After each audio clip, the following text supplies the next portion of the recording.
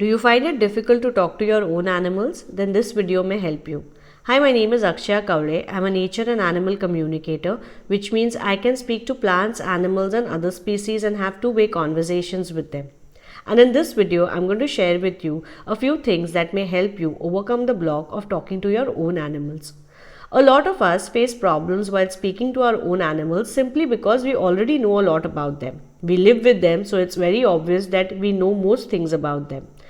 So this becomes a difficulty for a lot of us because every time we ask them a question, we feel like we are getting that specific answer only because we already know of that answer.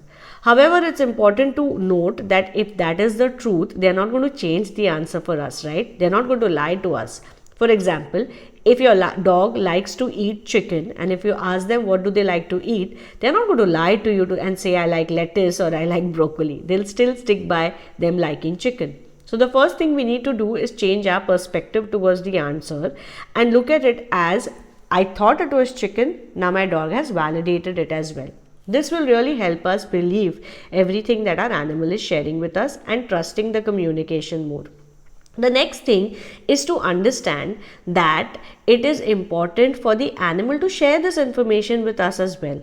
So if the animal wishes to share something and if we block it because we are unhappy with the information, it is going to even affect the trust of the animal. So remember to trust your animal irrespective of whatever they wish to share with you. Another thing important to understand is that we can actually engage with our animal in multiple ways to get validated for our communication with them.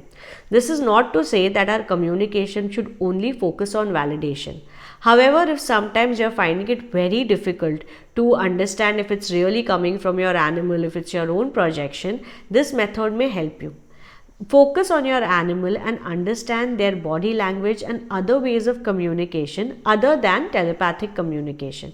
This is not something that is difficult and something that you have already done. You know every movement of your animal and you know what your animal wants to communicate with you when they do certain things.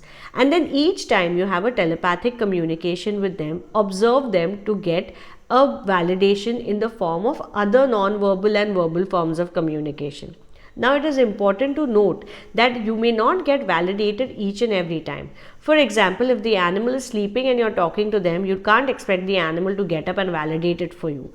Or you cannot keep telling your animal, okay, if you're talking to me, do this or do that, because that is also a very disrespectful way of communicating with them. However, generally, when you are communicating with them, you will see very slight, subtle changes in their movements, in their actions, in their behavior, which can give you faith and confidence in your own communication. Again, very important to note that don't constantly only keep focusing on these validations because they may ruin the authentic experience of communication.